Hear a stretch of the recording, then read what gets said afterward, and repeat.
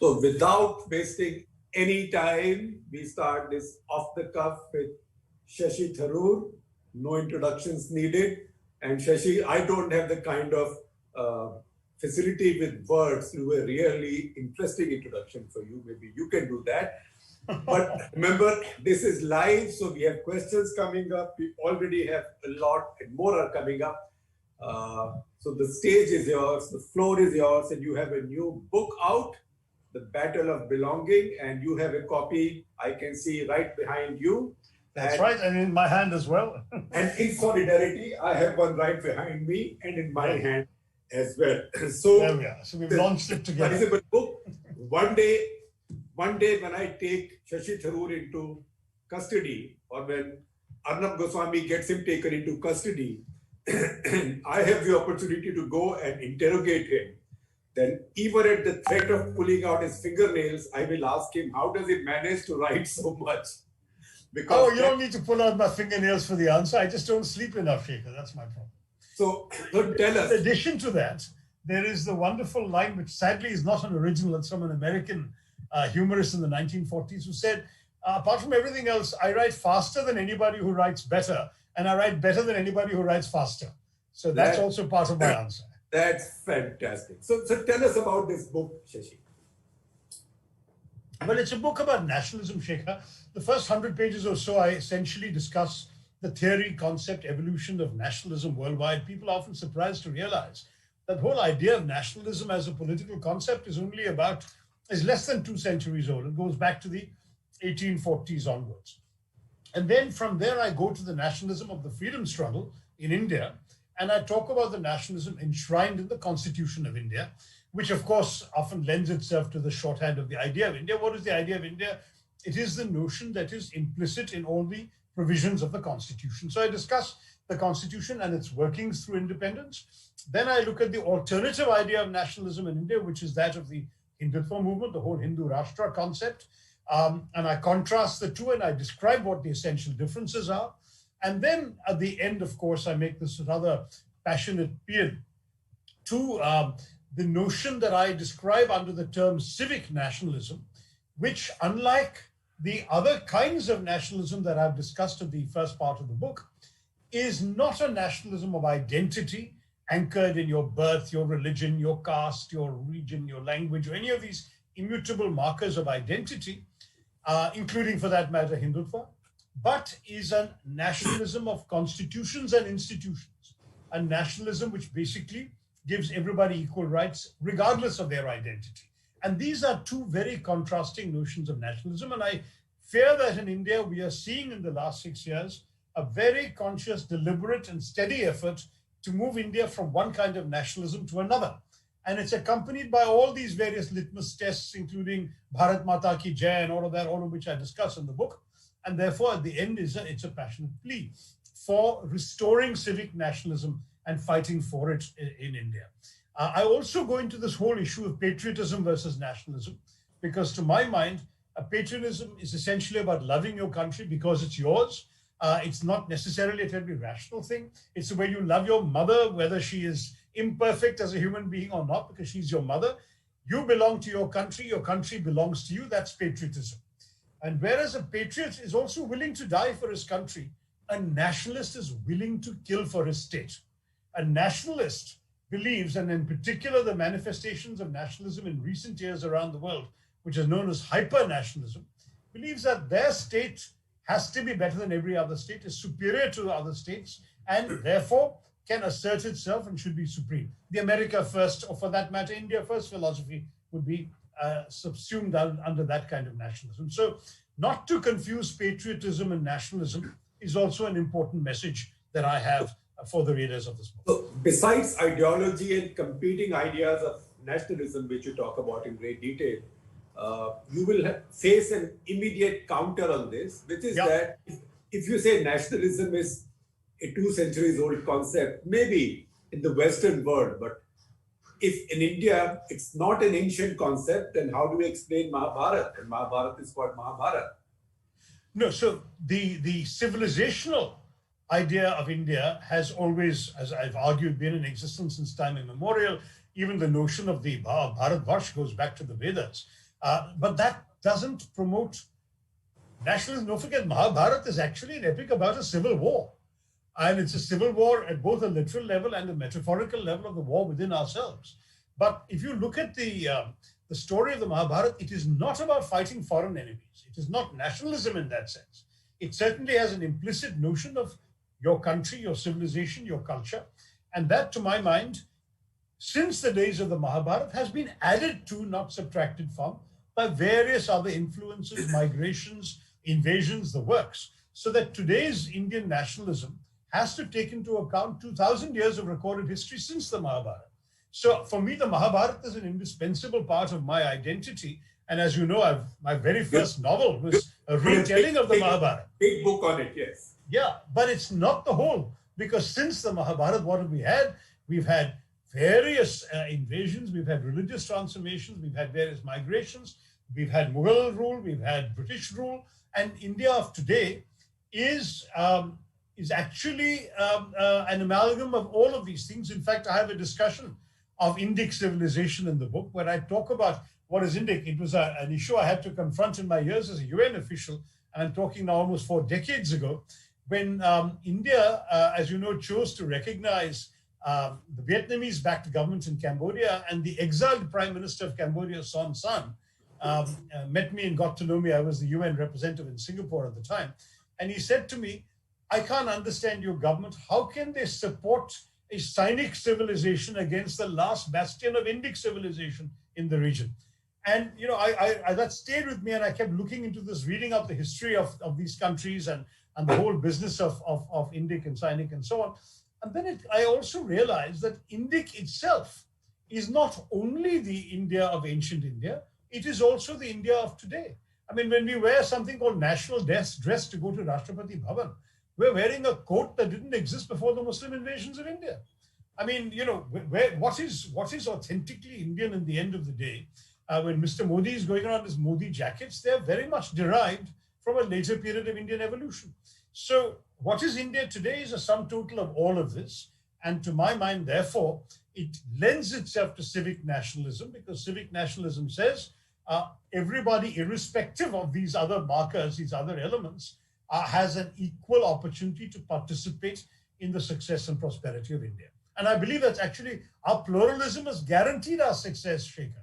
One of my favorite examples, going back to my book, India from Midnight to the Millennium 25 years ago, was when I made the argument about the 71 war, when the Pakistani generals were foolish enough to declare a jihad against the Hindu infidel. And whom do they have to face on the battlefield? We had General Manekshaw commanding the forces. We had in the northern sector Air Marshal Latif, later Air Chief Marshal. We had in the GOC&C Eastern Command a Sikh, General Jazit Singh Arora, and who was the general, Major General, who was helicoptered into Dhaka to negotiate the surrender of the Pakistani forces, a Jewish gentleman, Major General Jacobs. So that is India. Where was the Hindu infidel in all this? The Hindu infidel was very much there fighting along.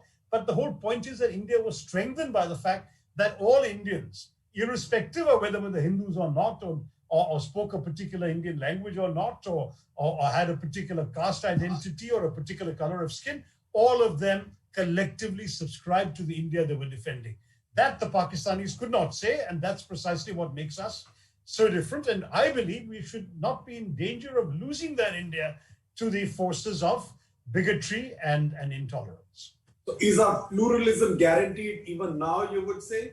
Or is it It's guaranteed in the Constitution, but the application of the Constitution by those who are in power has left some elements to be desired. And certainly, not only the CAA itself, but the Home Minister's very deliberate linking of the CAA to a proposed nationwide NRC was, to my mind, a fundamental assault on the Constitution. As I said in Parliament, while he was sitting there looking at me in the face, I said, this is a victory for Jinnah's idea of the subcontinent. You're essentially saying that Muslims do not belong to the Indian nation. It's a violation of everything that the Constitution stands for.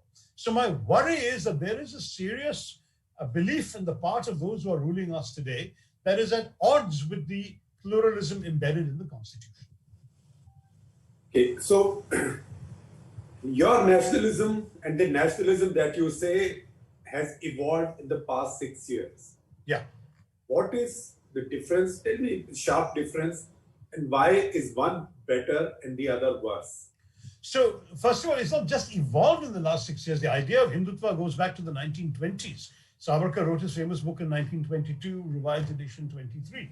So it's almost a century old, but it never had the opportunity to insidiously make its way into the practice of Indian politics and governance until the last 6 years. So what's happening is that I'm sorry to say that you've got a Frankenstein's monster that has been unleashed by the forces that have sought power 6 years ago. It's of course sustained through organized and vicious social media trolling and all of that. But there is a sort of full-throated communal hatred that has been unleashed that truly worries me. We saw it recently in this Tanishq controversy and all of that. And that's essentially the notion. I'm going to get less impassioned and try and deal with this calmly. They say essentially India is basically a Hindu country. Everyone who is not a Hindu country is either a guest or an interloper. Amongst the guests are some welcome ones. Parsis and Jews are no threat to anybody. They're welcome to stay. But everybody else for whom India is not their holy land, is not the land in which they are fundamentally there, whose heroes, whose history, etc., doesn't celebrate Hindu heroes, these people are essentially interlopers and they are unwelcome to a greater or lesser degree. Now, against this, you have the civic nationalism of the Constitution. I've said elsewhere, Shekhar, that even if the government takes the word secularism out of the Constitution, as many in the BJP wish to do, it is still a secular Constitution. Yeah, after all, it wasn't dated in 76. India was no less secular. Exactly. The freedom of worship, freedom to profess and propagate your religion, freedom of expression, minority rights, equality of all citizens are all part of the basic structure of the Constitution. So they can't disappear just by deleting a word. So I'm not going to be upset if that word is particularly deleted, as long as these other provisions are protected. But when you look at the way in which our nationalism is working these days, when, let's face it very bluntly, what happened in Kashmir over Article 370 were different. You could argue different things about constitutional procedure there.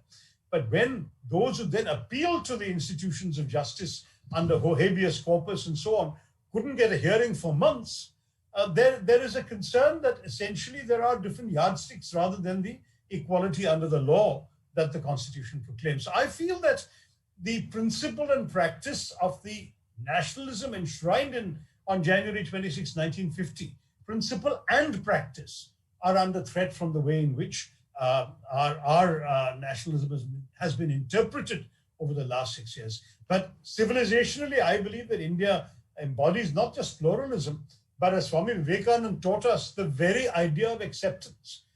The acceptance of difference is so built in, so encoded into our civilization, that I think what is being promoted today in terms of regressive intolerance is actually a betrayal of something very fundamental to our civilization. And that's the big narrative. If I may interrupt, am I right to say, and this is something that I've written several times, so I'm putting it up for debate. Okay. And we'll debate even if you agree. Am I right to say that Hindus of India have acquired a minority complex? Well, there's certainly some Hindus have been encouraged to think that way by those who have won 31% of the votes in 2014 and 37% in 2019.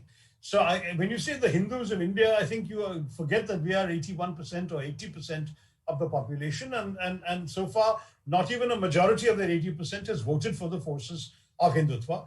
And that's an argument that I would say should be borne in mind when we generalize. And there is a tendency on the part of the media. I think you Southwalas are the problem, but you know we are very much a part of in the course of time. But you see, that's also very important. I mean, one example, for example, that many North Indians don't realize is that Islam came to Kerala peacefully.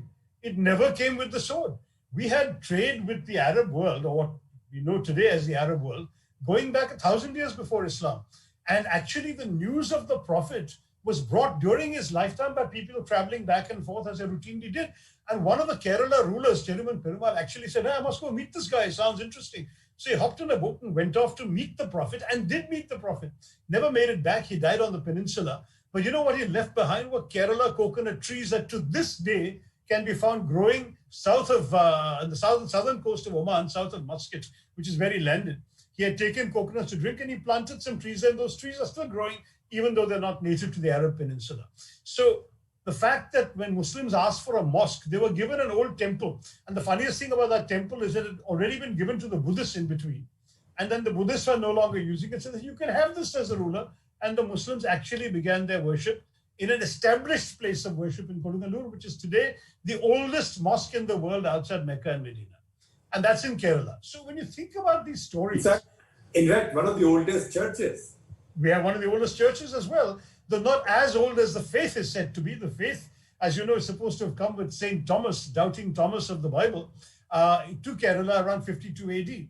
And indeed, there are many Kerala Christians whose families have been Christian longer than any white person on the planet. I mean, no European had discovered Christianity before these Keralites in the 1st century AD. So you're looking at a very interesting history in the South, where in every case, before that, the Jews, boss, I mean, the Jews were, as you know, supposed to have left after the destruction of the first temple, though there is no evidence of that.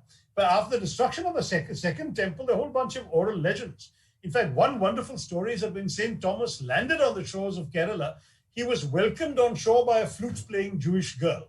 What's interesting is that these Jews were not only allowed to practice their faith in peace, they were given land and encouraged to flourish. That has been the Indian way. You heard the same story about the Parsis in Gujarat. So it's not only the South. What happens when that's how the synagogue in Cochin came up.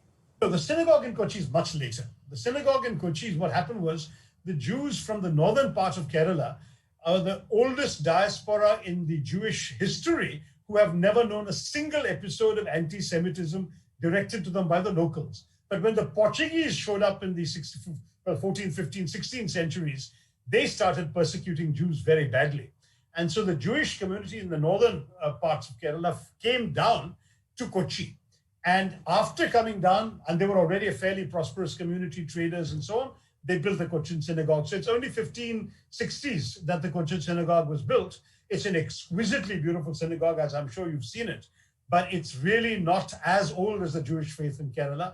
In fact, in terms of Jewish history in Kerala, it's a rather late development, that particular synagogue. So just to say that all of this, and then the Parsis in Gujarat, Shekhar, you know the story of how the Gujarati king, who had no language in common with these Persians. Yes. Yeah, exactly. He said, no room for you. By dropping a stone into a glass of water, his envoy conveyed that there was no room for these guys. And the Parsi captain stirred a spoonful of sugar into a tumbler of milk, as if to say that we will only sweeten the milk here. And the king was so impressed with the story when he heard it that he allowed them to stay and to actually, that's why they speak Gujarati today. So India has been traditionally very accepting of difference. In fact, the Bene Israel in Maharashtra, they actually must have reached many centuries before they were discovered, because a wandering rabbi came to that part of Maharashtra only a little over 1,000 years ago and found these people with all these markers of the Jewish faith. And everybody else around them had just assumed they were another Hindu sect. That all these people, with their Star of David and their funny things of putting on their head and so on. This is the Hindu way, right? For the longest time, the Vaishnavites and the Shaivites almost saw each other as completely different from each other. So the point is that we accepted each other, and as the Shiva Mahimna Stotram that Swami Vivekananda was very fond of quoting, said, just as many rivers can flow, some straight, some crooked, and end up in the same sea, so also all forms of worship in Hindu belief end up with the same divine. Ekam Sat Vipra Bahuda Vadanti. And that principle, for those in the Hindutva movement who tell me that secularism is a denial of India's Hindu civilizational history, I tell them Hindutva is a denial of this essential precept of Hinduism, which says accept difference, give them the respect you want them to give you, and you are being far better Hindu than the Hindutva movement is. I have a lot of questions already coming in, and viewers also. And Shashi, if you see me looking down at my phone, that I'm not being disrespectful, I'm tracking the questions that are coming in. Okay, so, pleasure. So this is more out of respect for our viewers whose questions are coming in. Excellent. Now, as you would expect, the bulk of the questions we are finding right now are not about the book, they're about your party and about politics. So we'll look at those also. But let me just take this argument forward. what happens when you make the same arguments to RSS and BJP people? Because you are on talking terms with them, and I'm not. This is not a loaded statement from me. No. I'm on talking terms with them, essentially because I disagree. I had some very good conversations when I wrote my book, Why I'm a Hindu, because it is a statement which I've essentially also echoed in my last answer to you, that really speaks of the Hinduism that I believe and cherish, and which I consider to be inclusive and non-judgmental, whereas I find Hindutva to be a political doctrine based on exclusion. In the book, by the way, I have a discussion of Mohan Bhagwat's speech of last year, because that was the first time that the RSS has been very steadily evolving in its articulation of Hindutva, in that Mohan Bhagwat, as you know, has now issued an expurgated edition of Golwalkar's Bunch of Thoughts, saying that he's deleting all those thoughts that are no longer relevant. So statements, some of the more blood-curdling statements of Golwalkar about Muslims, no longer there in the new revised 2019 edition. That's a very interesting development. Mohan Bhagwat also said two things that were interesting. One was that Hindu Rashtra is not at the expense of anybody else. That is actually a repackaging of the old RSS idea that everybody in India is a Hindu, but it doesn't still answer the question, what about those Muslims and Christians who don't agree that they are essentially Hindu? Because after all, you could argue that some of them were never in their ancestry Hindu before becoming Muslim or Christian. So why should they now accept the RSS view of their faith? Now, my question to them is compounded by this whole distinction that I describe at greater length in the book. I'll give it in one sentence, between my notion of what I call unity in diversity, which is that you are free to be anything you want under the sheltering carapace of the unified Indian identity, and the RSS notion of diversity and unity, which says we're all one, we're all Hindus, and that essentially, you're like a khichdi. Mine is a sort of thali concept of nationalism. I say you can have different bowls. They're all all the dishes are in different bowls, so they don't necessarily flow into each other, but they belong together in the same platter to combine on your palate to give you a good meal. That is unity in diversity. That's my idea of Indian nationalism. Whereas for the RSS, it is actually a khichdi concept because it is diversity in unity. They say we're all one Hindu lump, mess, but inside there may be a piece of aloo, there might be a piece of carrot, there might be a mirch, and those are all sort of within the concept of the Hindu unity. So mine of unity and diversity and theirs of diversity and unity are not the same thing. And that's a discussion I have in the book, but it's a discussion at a level of intellectual engagement and respect, because I genuinely believe that for all of us in India today, to be indifferent or merely contemptuous of what they're saying would be foolishness in the extreme. I believe I understand that whereas Hinduism is a religion, which is the personal concern of every individual, Hindutva is a political doctrine that departs fundamentally from the principal tenets of Hinduism as I understand it. And I have another 400-odd page book explaining why. And while Hinduism is inclusive of all ways of worship, Hindutva is essentially indifferent to devotion and cares principally about identity. Hinduism is open to reform and progress, which is why it's flourished for 4,000 years. Hindutva is reactionary and regressive, with its roots in the racial pride ethos that spawned fascism in the 1920s. And that's why I believe it is unlikely to outlast its current peak this century if we fight it with confidence. So, since you talked about the RSS chief and Hindutva and the presumption that everybody who lives in India is an Indian, is a Hindu. Not the same thing. No. I'm saying, I'm just repeating that argument. Yeah. Because I heard Mohan Bhagwat's speech this year as well. So it just reminds me of a conversation from Bhindranwale's times in Punjab. That is when Bala Sahib Devras, who was their Sanchalak, he said, how can the Sikhs and the Hindus fight? Who are the Sikhs? Sikhs are Keshdari Hindus. And Bhindranwale said, it is Darbar to all of us. And he said in Punjabi, oh, kehda hai ki assi Keshdari Hindu hain. And he said, the Sikh Keshdari Hindu hai, the Musalman kaun hai? Sunnatdhari Hindu. Who are the Muslims? if Sikhs are long-haired Hindus, then are the Muslims circumcised Hindus? Exactly. No, I got the point. I mean, the point is, of course, that the RSS would not disagree up to a point, They would say, as long as the Muslim is willing to acknowledge that, they wouldn't give the Sikh the same privilege. And that's also because of the whole notion of Pitrabhumi, Matrabhumi, and Punyabhumi. The whole idea is that it has to be the land of your ancestors, it has to be your motherland, and it has to be at the same time your holy land. And because Muslims pray to Mecca, because Christians, their holy land is in the Middle East, in Jerusalem, Bethlehem, whatever, they are somehow seen by the Hindu Rashtra people as less loyal to the core idea of India. And what is bizarre about this is the same ideologues of the RSS are actually quite contemptuous about the notion of territorial nationalism.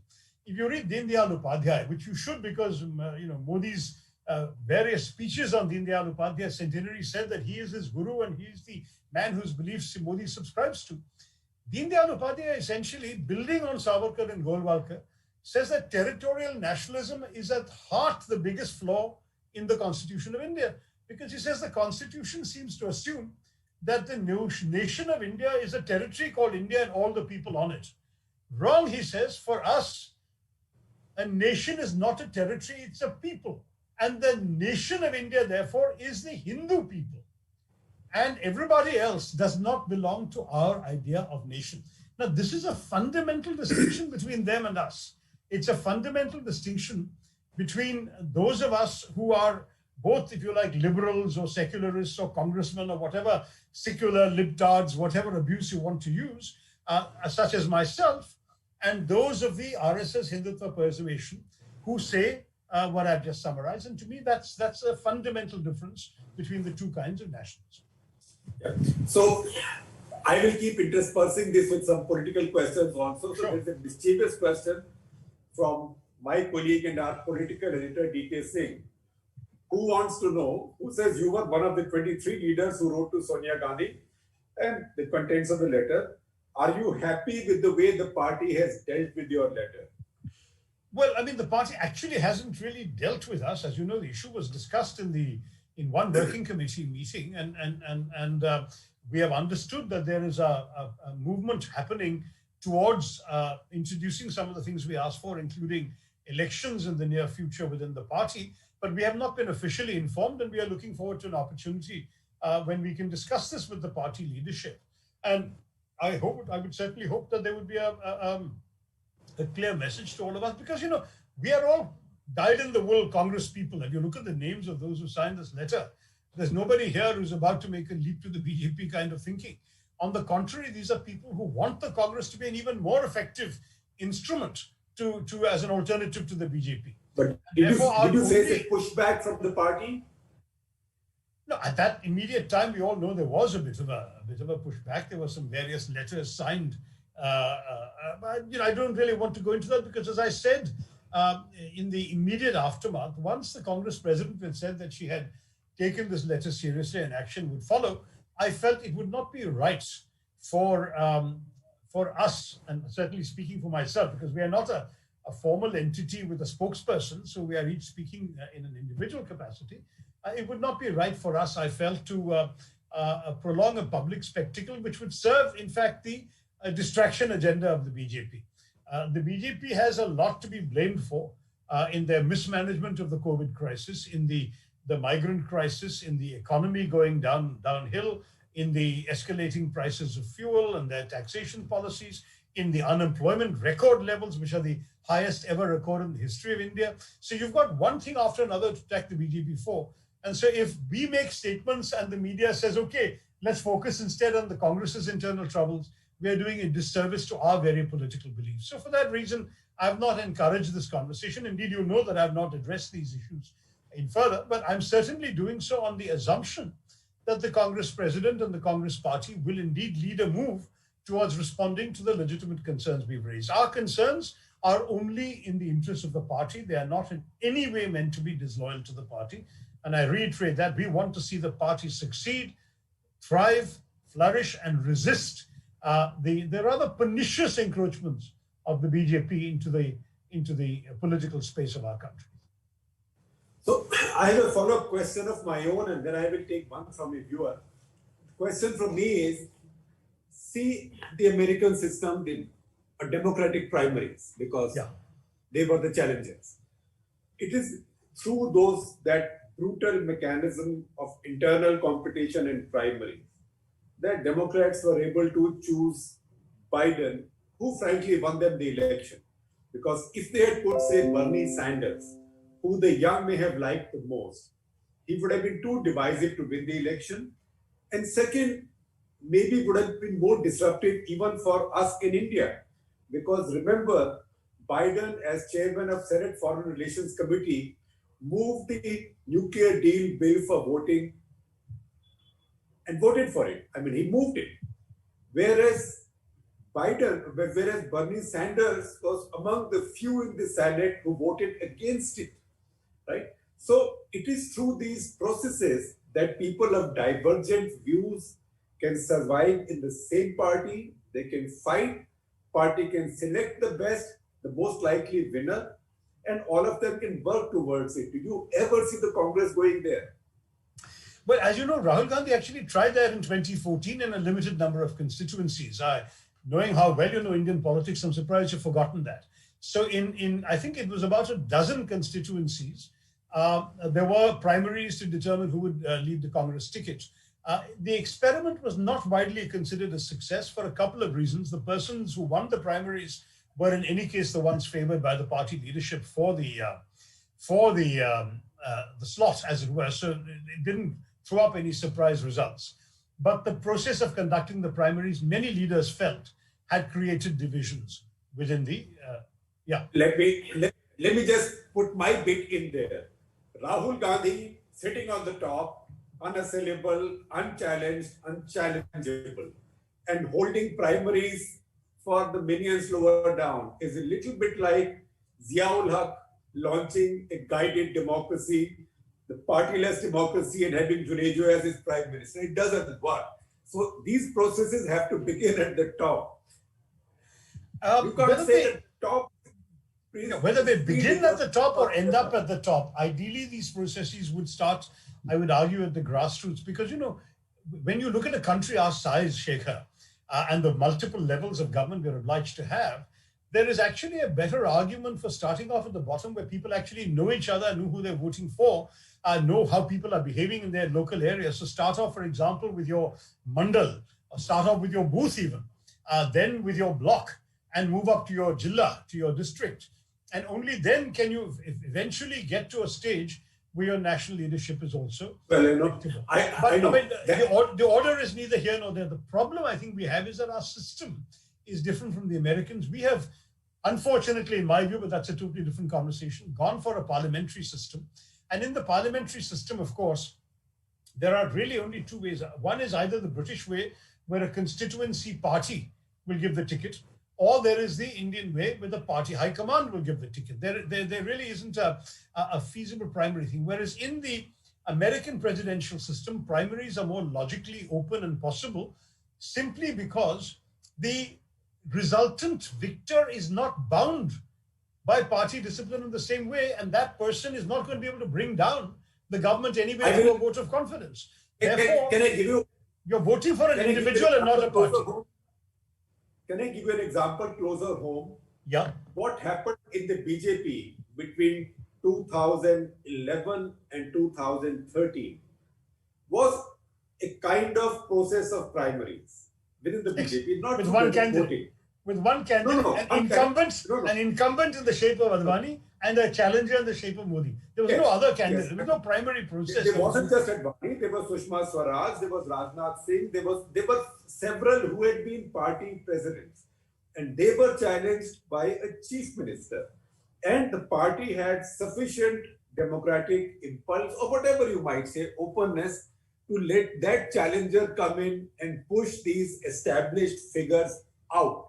So much so that now they can go and visit the establishment figure of that time on his 92nd, 93rd, 94th birthday, and exchange pleasantries and have pictures taken with him. I saw that, yes. Bouquets. Yeah. So I mean, this is not possible in the Congress party. If I mention the name of any of your chief ministers today, and that's the reason I'm not mentioning it, because we can't be cruel. If I mentioned the name of any chief minister and said, do you think he will have the chance over the next 4 years to build himself up to the leadership of the Congress party and to defeat Rahul Gandhi for that claim? That guy's booth will be cooked today on a slow fire just because I suggested it. So I'm not even naming anybody. No, you're wise not to, but the fact is not that. The fact is that ultimately, when these chief ministers are named to begin with, the national leadership plays a key role, and they do so on the basis of their understanding of local conditions, local political realities, local support bases, and so on. So the process is very different in our system. I will say, though, Shekhar, in all fairness, that democratization in any political party in a parliamentary system is not only about the leadership. It seems to me that apart from the number one leader of a party with a lot of institutions, and the Congress has been through phases with some very strong institutions, a parliamentary board, elected working committee, other elements, which are able, therefore, to give you a broad-based leadership that truly connects in different ways and different levels to various interest groups and support bases for the party. In the BJP, you don't see that, Shekhar. Right now, have you seen ever since 2014 anything remotely resembling this? How was Amit Shah elected, re-elected? This is the Congressization of the BJP. That's why they don't have a leader of their own they can put up in Bihar. So BJP's got the Congress virus. All right, if you say so, but there's something about the Indian system that seems to generate that virus. Let's leave it for now. I have 3 questions from our viewers, and 2 of them connect sharply with your book. These are sharp questions I could ask. So one, there is Pratyush Srivastava, who wants to know, can you comment on how Islam evolved when compared with Hinduism or Sufism? I mean, so there was Sufism and Hinduism as well as Islam, right? And how Indian Islam became as diverse as Hinduism, like Arab Islam. Well, look, Indian Islam is diverse simply because India is diverse. So certainly the Islam that I see practiced in Kerala has many elements in common with Islam anywhere in the country, but also significant elements of difference. There are Hindu weddings you can attend Muslim weddings you can attend in parts of the country, which from a distance would look completely indistinguishable from Hindu weddings. There are, of course, Muslim shrines, particularly Sufi shrines, where non-Muslims worship and are embraced, including Ajmer, and there's a famous case of Ghazi Mia in Bahrain, who's essentially worshipped by Hindus. He is a Muslim warrior saint. So you've got all of these elements in the practice of Islam in India, which I believe should not be reduced to a simple monolith. Yes, you do have so-called fundamentalists and you do have people with great religious zeal, but you have that in every faith. As far as I'm concerned, it is not the duty of the good Hindu to tell somebody how to be a good Muslim. I think the whole logic of Hinduism is that we accept them for who they are as long as they don't harm us. So my principle, and I've learned this from Vivekananda, whom I've been a devotee of since my late teens. He said very simply, his idea essentially was that tolerance. He said, I'm proud to speak of a faith that teaches not just tolerance, but acceptance. And I kept thinking about why he said that. And I realized tolerance, when you think about it long enough, is essentially a very patronizing idea, Shekhar. It essentially says, I have the truth, you are in error, but I will magnanimously indulge you in your right to be wrong. That's tolerance. When you say tolerance king is a good king, that's all he's doing. He's letting you disagree with him, and that's his act of generosity, but he is the one with the truth. Whereas acceptance, that Vivekananda tells us Hinduism is all about, doesn't say that. Acceptance says, I believe I have the truth. You believe you have the truth. I will respect your truth. Please respect my truth. And to my mind, that was the beauty of Hinduism. You tell the Muslims, you be the kind of Muslim you want to be. I'm not going to tell you whether you should be a Deobandi or a Salafi or a Wahhabi or a Sufi or whatever. That's your problem. You can be and become whoever you want to be and become, so long as you don't interfere with the rights of others, so long as you don't harm others. And the same would go for the Hindu extremist, if you like. My difficulty with Hindutva is that it's not about religion. It's entirely about politics. Hindutva is a political ideology. That's my point with it. Yeah. So I have a question now from Nimesh Patra, who wants to know, and again relates to your book, because you talk about nationalism, patriotism, civilization. the nationalism, civilization interface. Yeah. So he says Selwyn Huntington, when he talks of clash of civilizations, would he have Hindutva in his mind or Hinduism?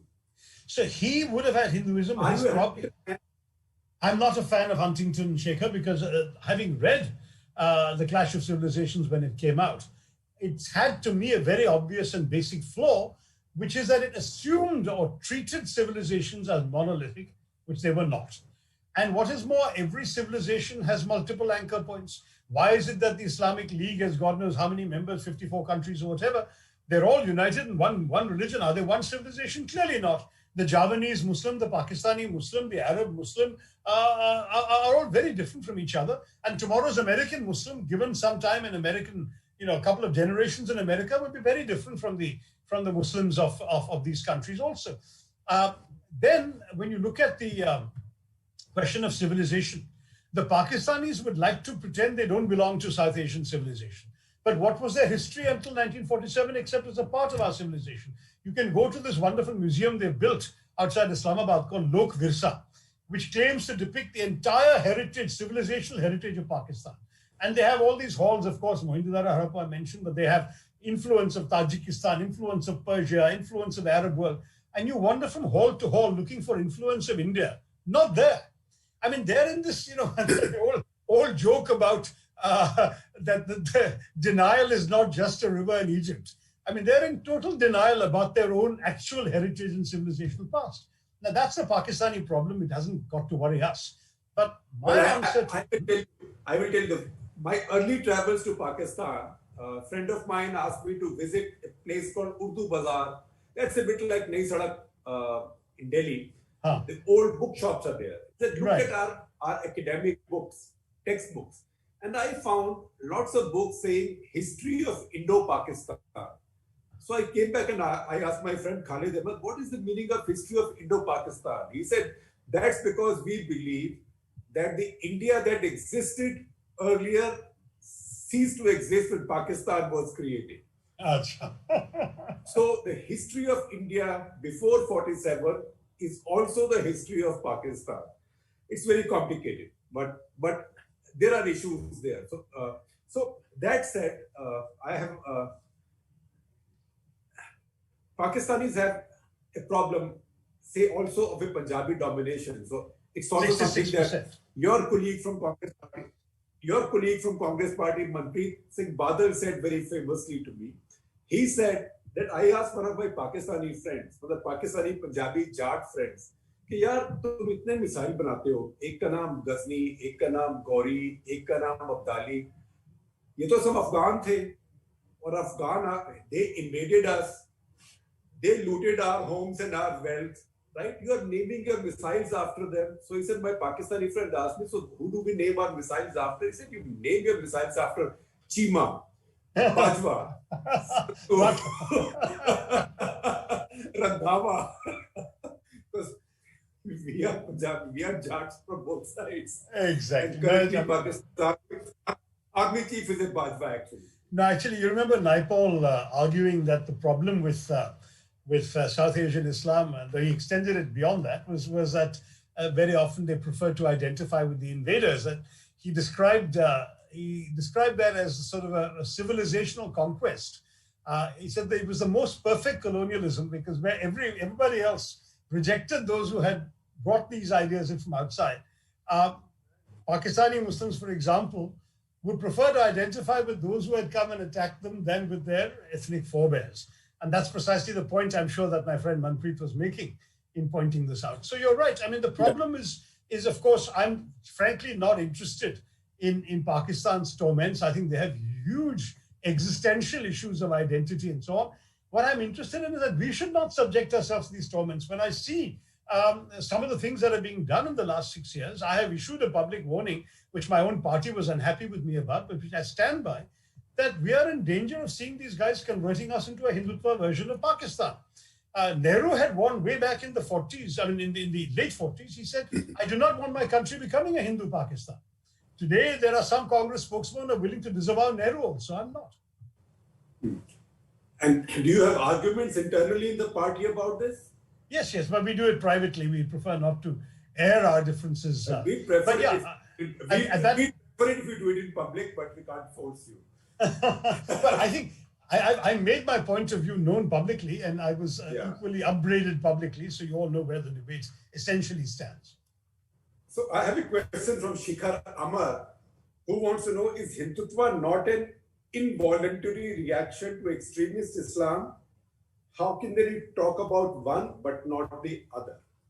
No, the fact is that that is the justification that is being advanced by proponents of Hindutva, but the doctrine, when it came up, was actually an argument within the Hindu community of India. They wanted to mobilize and organize a perception or a self-perception of Hinduness, which frankly other Hindus did not share, and did not share for the longest time. Can I interrupt? Yeah.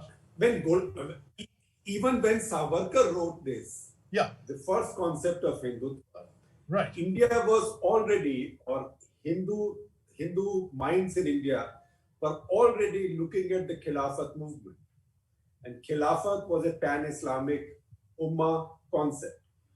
So could I not stretch then our friend Shekhar Amar's argument to say that even then Hindutva was a reflex action or a reaction to radical Islam, or to global Islam, or to political Islam, whatever you call it? It's a logical fallacy to confound the merit of a case with the motivation for it. So let me just say that if you're looking at what provoked a certain point of view, to my mind, beyond a point of view, it's irrelevant. You have to actually look at the merit of the idea, its assumptions, its arguments, and the principles it advocates, which is what I'm doing. As far as I'm concerned, I am discussing this as a Hindu, challenging the right of other Hindus in the Hindutva movement to tell me what kind of Hindu I should be. And as far as Islam is concerned, I think these debates should take place within every faith, including Islam, including Christianity. There are different stages of argument and development in different countries and so on. In India, because Hinduism is the faith of 80% of the people, there's bound to be a more vigorous debate about it, about Hindutva. And so I'm happy to participate in that. I will leave it to my Muslim brothers and sisters to argue about Islam. So, somebody was listening to you very carefully, because you talked about my truth and your truth and being open-minded. So we have Jayakumar Khote, who wants to know, if every religion starts demanding their own version of the truth, then what will happen to scientific temperament? In fact, his exact line is, on which ghat will you cremate scientific temperament? That's a good line. No, I would say that every religion ultimately seeks and claims to speak for the ultimate truth. So when Hinduism says there is only one truth, but there are many ways of reaching it, it's also seeing one truth. Islam says the same thing, Christianity says the same thing, but they all don't necessarily acknowledge multiple ways. They say ours is the only way. And those faiths that are open to many ways of reaching the truth tend to be a little more accommodating and accepting than those faiths which have had to learn habits of tolerance later. And this is a theological debate that I will leave to the theologians, but my point is that none of those necessarily contradicts the quest for scientific truth and accuracy. I mean, I know very many believers who are scientists. It's not, Nehruji... No, our ISRO scientists take the little model of the Mars module to Tirupati, Balaji. There you are. And I remember I've written an article about 25 years ago, Shekhar, in which I talked about my one and only visit to Puttaparthi, where my mother wanted this bhasmam, the ashes that you get, you have to stand in a queue. Vibhuti. And I was chatting to the youngish couple, people in their, I would say, early 30s in front of me. And I asked him, well, so what do you do? And the guy was a software engineer at Infosys. And he had come and he was there in the line for Vibhuti. So to my mind, what was interesting about that is that India is able to integrate both sort of software and satsang, if you want. The whole idea being that your mind ought to be capacious enough to accommodate whatever belief structures you find congenial. Hinduism has no problem with the atheists. If tomorrow you want to say, I do not believe in God, or I do not believe the existence of God can be proven, but I will practice certain rituals, or I will believe in certain godmen, I will believe in no one, that's fine too. In fact, one of the most astonishing things about Hinduism is the multiple manifestations you're free to worship, right? So I've often explained to Christians that just as when we went from the whole concept of the Nirguna Brahman that dominated in the era of the Vedas, where God was like the Islamic concept of God, God was shapeless, formless, you could not attribute anything, it could be a spark, could be no gender, nothing was known. And then the sages realized that it wasn't enough for ordinary people. They needed something to focus their devotion on. And so they were worshipping mountains and trees and rivers and fire and so on. So they said, no, we should also accept the idea of a Saguna Brahman, a Brahman with qualities, a notion of the divine that can be visualized by ordinary human beings. But because there was no absolute proof that God looked like anything in particular, they said you're essentially free to imagine the divine in whatever form you wish. So if you want to imagine God as a 10-armed woman riding a tiger, that's fine. You want to imagine God as a pot-bellied guy with an elephant head, that's fine too. And by the same logic, if you want to imagine the divine as a bleeding man suffering on a cross, that is acceptable to a Hindu. And that very notion is something that people have to have some difficulty grasping, but it's there. The whole notion is all of these are all ways of focusing your worship towards the ultimate Brahman. And since all of us share the same Atman, we are together in this universe. You happen to be a Muslim, I happen to be a Hindu, somebody else happens to be a Christian. We are all part of the same Atman, and ultimately we are seeking to merge into the same cosmic divinity of the Brahman.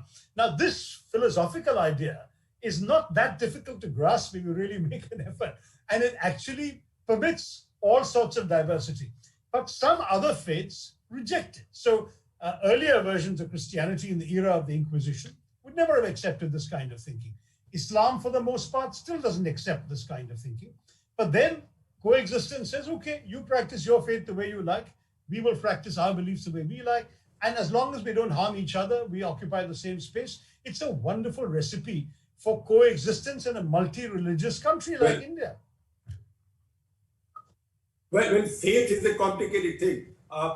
Tens of millions of Americans, I think a very large number of Americans believe Charles Darwin was a nut and God created everything, right? I can guarantee to you all of them are Trump's voters as well. Exactly. So faith is like that. You know, when Kofi Annan was Secretary General of the UN, he once said to me, the problem is never with the faith, it's with the faithful.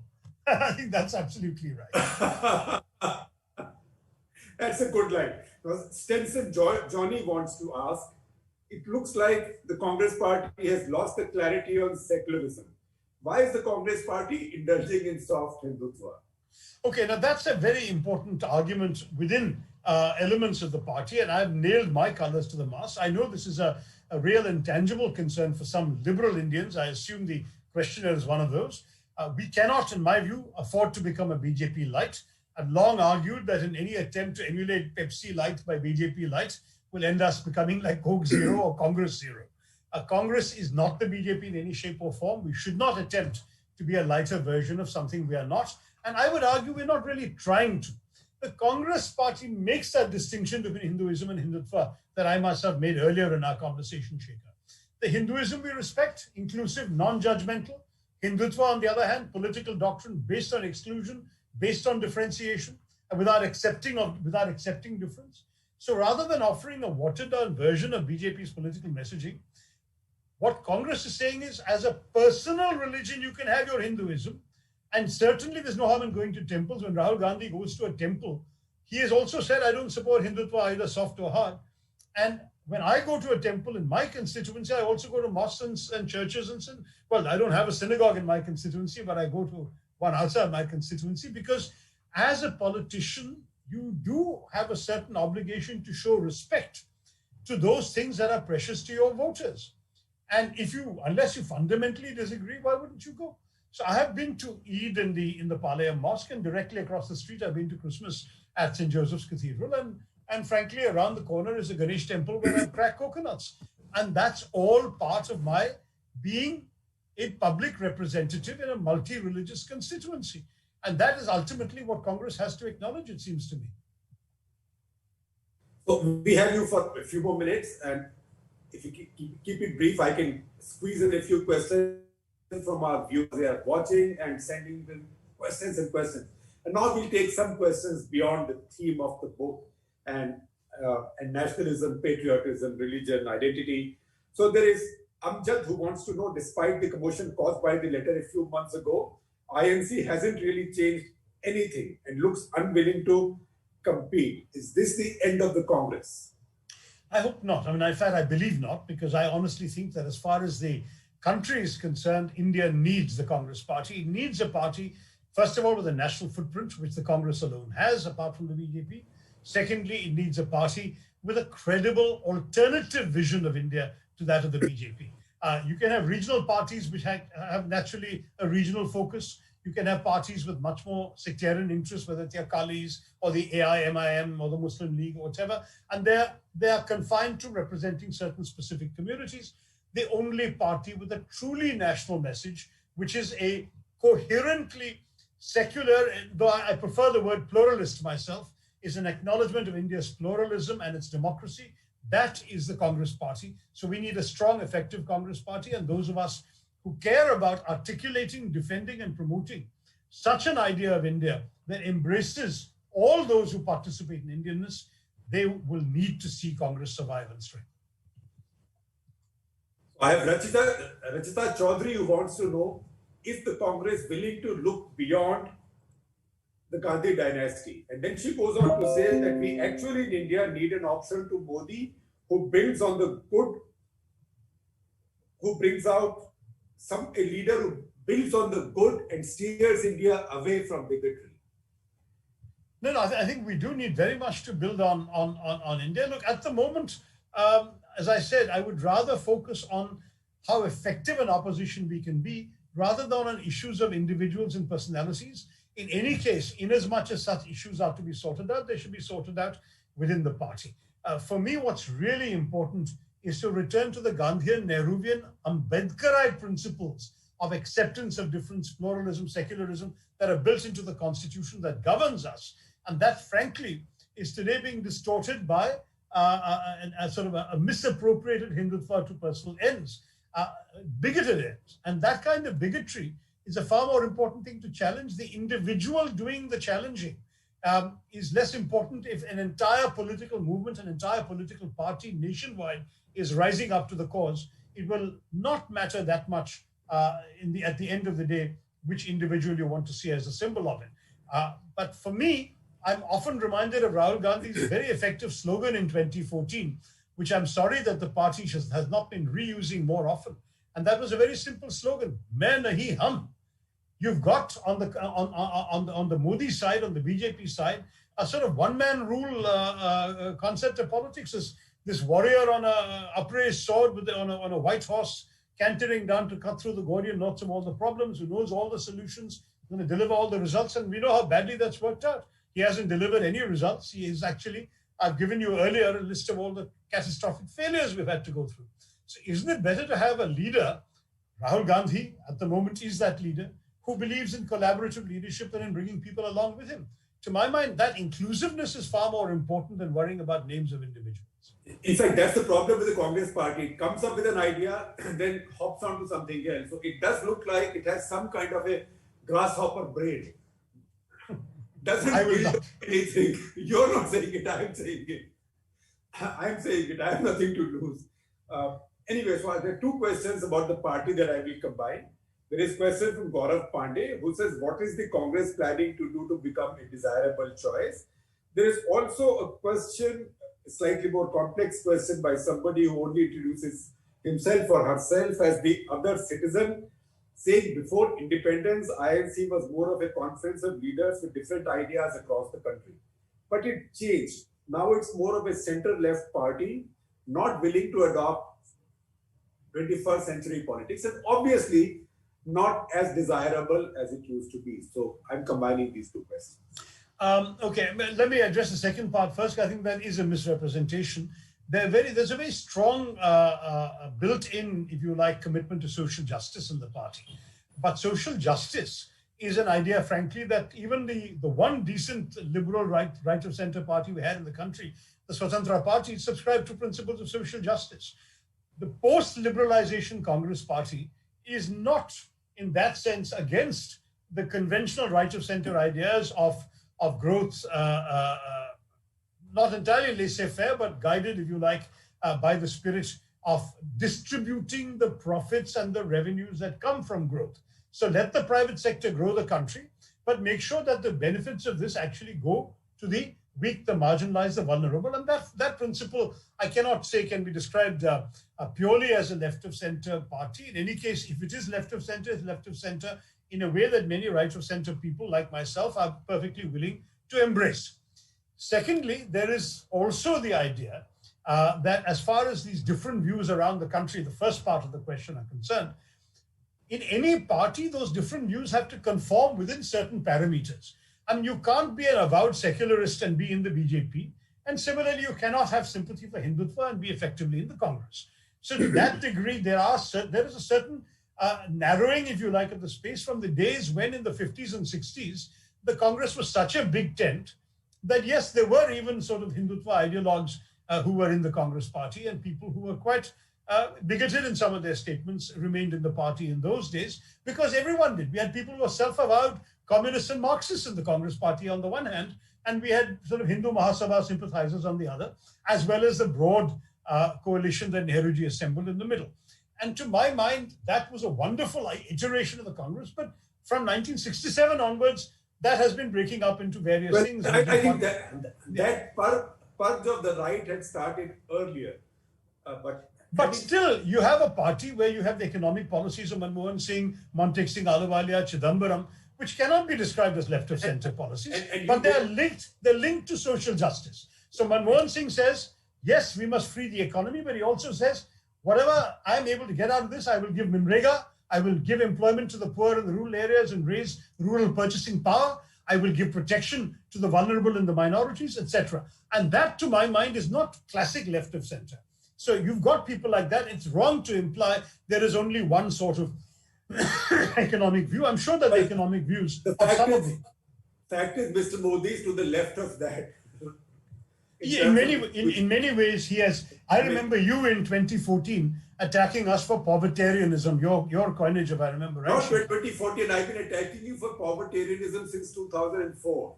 All right, very good. Well, you the man who came in riding on the wave of anti-povertarianism is a far bigger povertarian than any time that a Congress was. I have said that also, but this is not about me and my writings, this is about you and your writings. All right, then let me come back to me and say that the larger unifying idea, which is in my book and which is also a response to both halves of your question, is I believe passionately, as an individual, but also as a congressman, that belonging to my country carries with it the moral obligation to try and better the lives of my fellow citizens.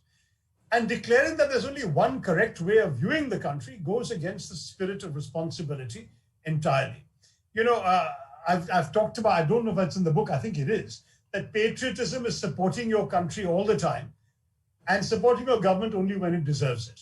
So disagreeing when the government goes wrong is not only not anti-national, it's actually the highest form of patriotism.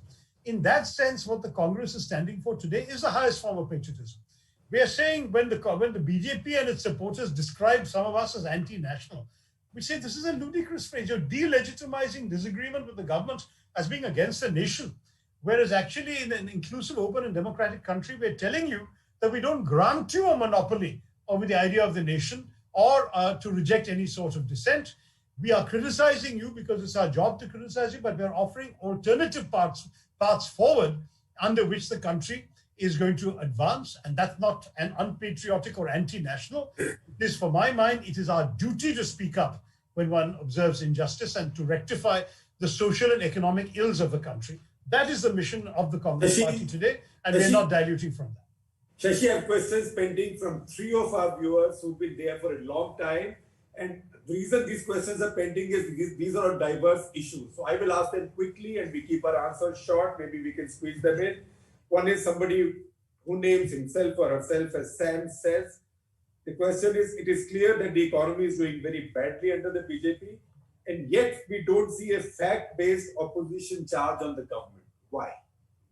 To be honest, we do, but it's not getting picked up in the mass media. In fact, if you look at our social media feeds, you will find solid fact-based. I mean, I happen to be on the mailing list, and therefore I see every day detailed figures, charts, attractive memes of both English and Hindi. Those ones, I'm sorry, but those ones are unpublishable. They're about 1,000, God knows how many words. Your party needs help. I'm referring to graphic ones. Shekhar, what I will do is either tweet a couple of those or send you a couple of those. So you can see we have facts and figures for unemployment, for inflation, for frankly the horrendous challenges facing our industries today, MSMEs in particular, all of those things. But the truth is, our media has unfortunately stepped into the era of trivialization. And I say this even with respect for you as a journalist, as I respect very few as much as I respect you. The truth is that the kind of mass awareness of issues is much more likely to be around a Sushant Singh Rajput or an egregious so-called journalist being sent to jail than it is about the fact that we have more people unemployed in India than ever in the entire history of our country. And why? And when we have people voting, we find that they are surprisingly not voting in their economic self-interest. And that cannot only be because we haven't reminded them of economic self-interest. Everyone knows that they don't have. Why should a young man who voted one way 5 years ago on the expectation that he would get a job as a result still vote for that same party for different reasons, even though he still doesn't have a job? Now, to my mind, that young man is being absolutely unfair to himself. But he has voted that way according to all the exit polls and not the exit polls, according to all the voting results that we've seen in many, many places in the country at a time when the country hasn't been worse off. Can that entirely be blamed on Congress's failure to raise these issues? I mean, people already know that they're suffering and still they vote. You tell me. Tell us what we should do differently. Well, I have a question from Sharfin Shamsuddin, who could be from Kerala, from your Kerala, for all I know, who says, completely diverse question because you seem to be an intellectual giant, right? This says, do you agree with Yuval Harari that artificial intelligence will create a useless class? How prepared is our country to face this? No, we are a long way away, at least a couple of generations away from that stage. But the reason Harari says that very simply is that artificial intelligence is increasingly capable. And as you know, what artificial intelligence is capable of is already growing by leaps and bounds, exponentially, literally every couple of months. It's being able to do more things that in the past only human beings could do. There was a report from the Oxford Martin School a couple of years ago that said by 2030, 30% of the jobs that exist in the world today will cease to exist, and 30% of the jobs that exist in 2030 will be jobs that don't exist today. Now, I don't know at the end of the day how many jobs will exist in 2030, nor do they. But the understanding is that a lot of what human beings today do for a living will essentially become unnecessary. And I mean this particularly in the developed world, where artificial intelligence will take over a lot of functions that human beings are performing. Now, in the developed world, the idea is that countries will be so prosperous that human beings will essentially become a leisure class. They will be enjoying cinema and entertainment and devising apps and flying to space and doing all those things. Fortunately, we'll be too old by then too. Not only will we be too old, but in our country, frankly, we will not be able to embrace some of these things. I pointed out, for example, when I was first given a presentation on driverless cars, that even if this were feasible in India, which in my view it would not be for the foreseeable future, that as a matter of public policy, I'd be bound to oppose it because there are 25 million Indians who have no other profession but driving. What do I do with them? I mean, whether they're driving lorries or trucks or tankers or cars or personal chauffeurs for high-heeled heads of media houses, the truth is that all they do is drive, and that gives them a salary, they support a family, they give their kids an education. Why do I need a driverless car in this country? So these are the kinds of things. I think in India, we are many, many years away from bringing in all this AI. But in many, we've already been affected by, I'll give you one simple story. I know I promised a short answer. But at the time when I first wrote about India and the elephant, the tiger, and the cell phone, and so on, one of the great sunrise industries in India was an industry called medical transcription. That came into being only in the late 90s. A doctor would go in America, see his patients all day, dictate his notes into a dictaphone. It would be zinged over to India, where by the time the doctor went to sleep, an Indian was waking up in India with enough medical terminology background to type up these notes coherently, zing them back overnight. The doctor comes in next morning to his practice, All his notes of the previous day were typed and ready. He could read them, and it was much cheaper than hiring an American secretary and often more accurate than the American secretaries could be. And this became a big blessing. The industry grew. Indians had a complete monopoly on the market share. 90 to 95% of the medical transcription businesses in the world were based in India. And they were flourishing and thriving. And from about 1996 or so to about 2008-9 or so, this was a fabulously booming business. Early stages AI, absolutely the bottom dropped out of. What happened? Because the American doctor no longer needed to zing it over to India. He would just buy one software once.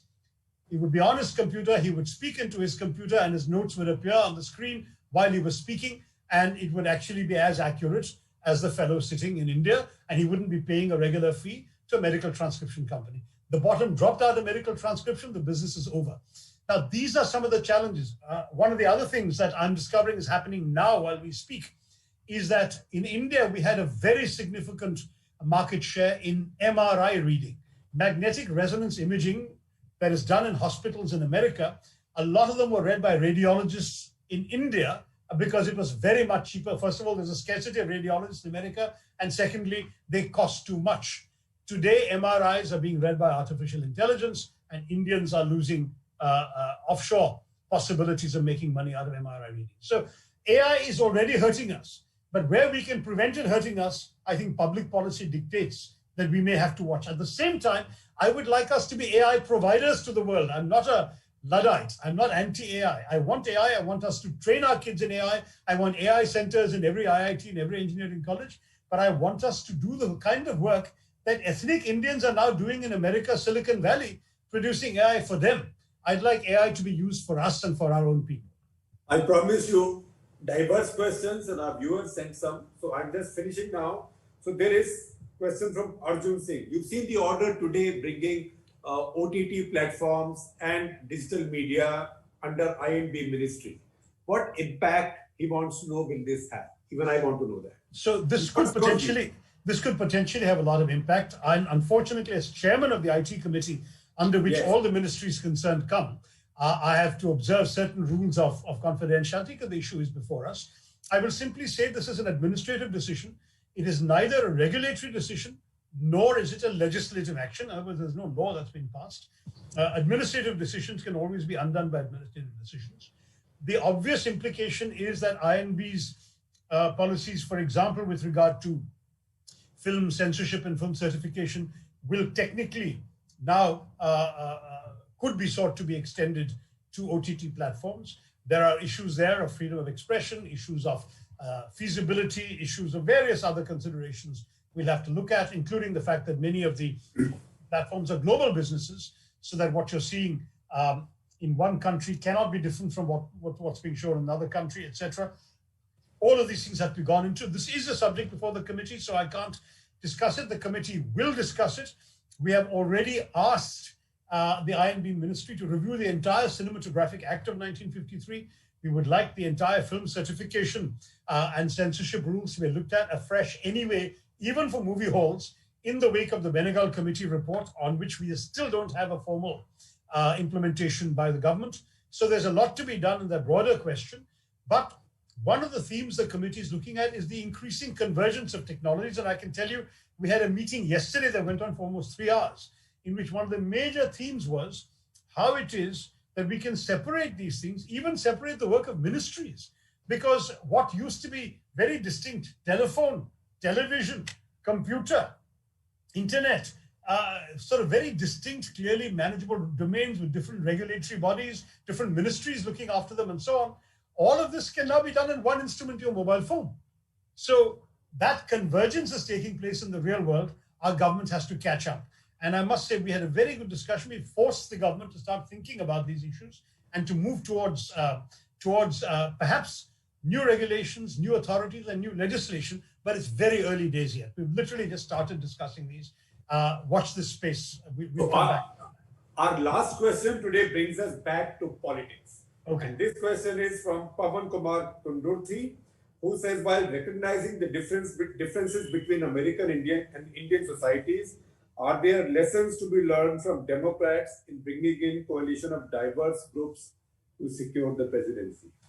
Well, in India, one of the key differences at the moment is that traditionally you would actually see pretty much everyone as a minority. Now, but uh, you saw everyone as a group. You pulled together a coalition of some specific caste, each of whom is a minority within the Hindu faith, some particular religious groups, etc. And that coalition helped you win a constituency. That's the way largely politics function.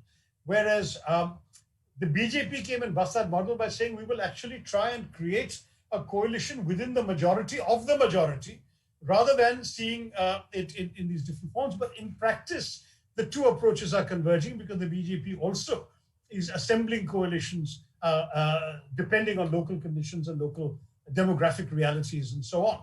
So at the end of the day, what the Democrats in America are doing is actually they are catching up a little bit with what Indian politicians have been doing for the last 50 years. The model of American politics in the past was actually more inclined to disregard identity politics than India's ever was. India's, even the ticket was given with some attention to the caste or religion of the candidate. The days when poor Nehruji said that caste is going to disappear from Indian politics and Indian consciousness are long gone, because even his own party found themselves nodding at Nehruji's comments and then naming people on the basis of things like caste and religion. And to my mind, we are therefore looking at an Indian style of politics that America has now relatively recently woken up to. So the identity politics you're seeing more and more in America is a politics that is more like ours. And so rather than us learning from them, my worry for the poor Americans is they'll learn all the bad things from us. Well, we are an interesting country. We are the most interesting country in the world, essentially because of diversity. And in fact, Shashi, in conclusion, I can get a word in of my own, that I've always thought that our founders got our slogan wrong. Unity in diversity. They should have just said celebrate diversity. Oh, I agree. But don't forget that we had to promote unity as well. When they came up with that slogan, we had been not only a country of disparate provinces, but also 565 princely states that had to be merged in and everything else. So unity was a very big message. And that's why unity in diversity, because it was both accentuating the unity of India and respecting the diversity of India to reassure people. People forget that when Annadure of the DMK was elected to the Rajya Sabha in the early 1960s, his first speech was a reasoned and somewhat impassioned argument for why Tamil Nadu should secede from India. So you have to understand that both today he'll be in jail on sedition, UAPA, and God knows what else. Exactly. And those were the days when politics respected and accepted all these points of view. But of course, he was embraced. He was given an opportunity to play within the rules of the Constitution of India. He became Chief Minister 5 years later and took an oath on the Constitution of India. So the country has been through a lot, evolved a lot, and really matured a lot. But I would say that as far as unity and diversity is concerned, the important difference between us and the BJP is that we believe in unity and they believe in uniformity. And to my mind, the kind of conformity they're proposing versus the consensus we're promoting is what makes us the more desirable alternative. Well, in fact, in this speech of the Sarsanchalaks, I found an interesting nuance that instead of Samanata, they've now begun to say Samrasta, which is harmony, not equality, but harmony. So maybe we'll talk about that at some point of time. India is a work in progress. That's why it's so interesting, and that's why there's always reason to write one more book like this. So congratulations for this one, Shashi. Thank you. Everybody watching it, read this, because one thing that's really needed in India is widening of the debate intelligently. And what you're watching on your TV channels in the evening is not the debate you should be watching. Of course, I'd love to say you should be watching the debates and discussions on the print, but also read good books like this. Absolutely, and watch the discussions on the print, including Shekhar's take on them in Cut the Clutter, which I'm a big fan of. Thank you, Shekhar. Pleasure to be with you. Thank you, Shashi. Wonderful conversation. And thanks to the audience for all their questions. The Print Off the Cuff, presented by IIFL Wealth and Asset Management. Corporate partner AU Small Finance Bank, in association with Global Insurance Brokers. Airline partner SpiceJet, in association with Jindal Steel and Power.